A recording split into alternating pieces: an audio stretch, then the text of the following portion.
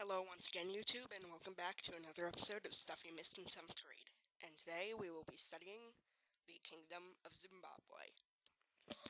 Zimbabwe arose sometime during the 14th century and later expanded into a powerful empire under the leadership of Weinstein during the 15th century. It was mostly inhabited by Bantu farmers who got there during the Bantu migrations around 3 or 4 centuries earlier. They became successful farmers and gold miners. The wealth achieved from this gave them the ability to build the city of Great Zimbabwe, considered one of the greatest examples of architecture in medieval Africa. Zimbabwe was located around where the modern-day nation of Zimbabwe is today, but if you need a reference, it's inland from the southeast coast of Africa. In the south of the city was the Sabi River, and in the north were the Mizo and the Zambezi rivers. The city developed on a hilltop that was naturally protected from invasion by a large outcropping of granite.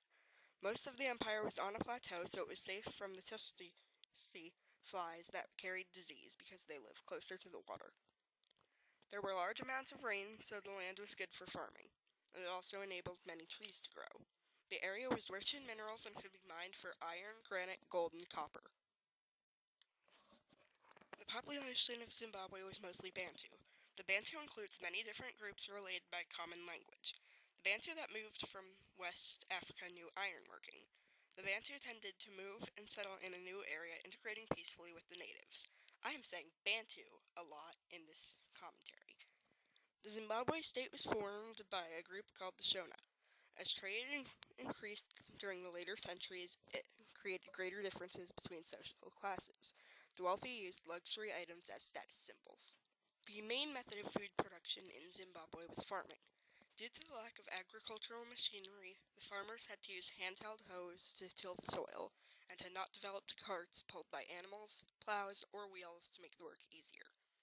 They could not produce enough extra food to use for trading, but they could generally make enough food to survive. Millet, a grain produced by most farmers, was the main ingredient in most people's diets. Palms were made into palm oil, which was used for cooking.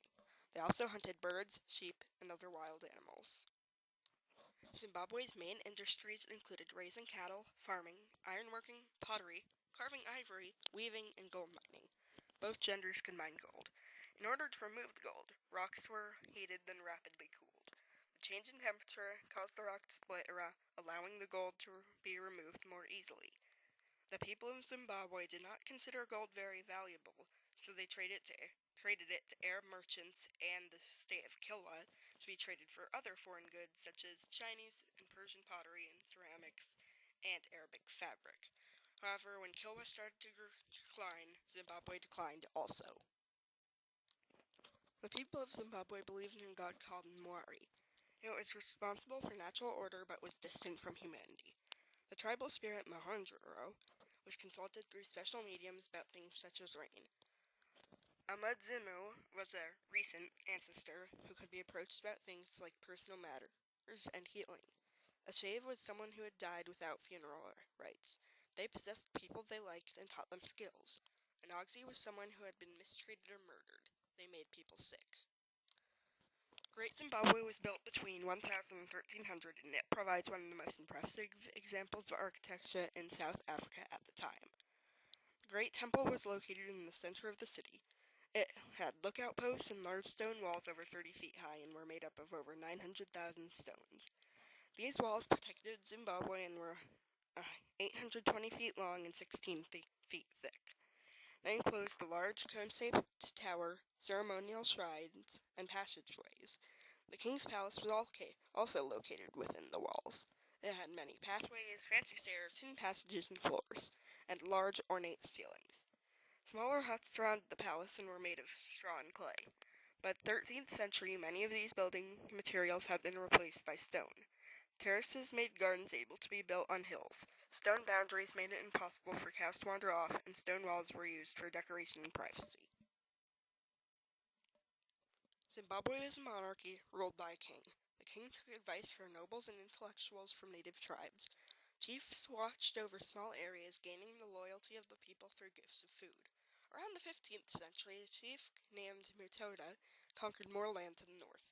He was given the name Weinmuhata, or Great Ravager of the Land.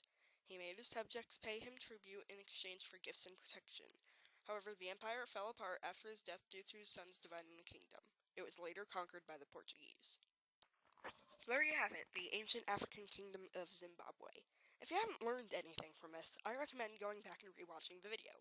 If you still haven't learned anything, then either A, you just fail at watching YouTube, or B, somehow you already knew all this stuff, in which case, congratulations, you're a smart person.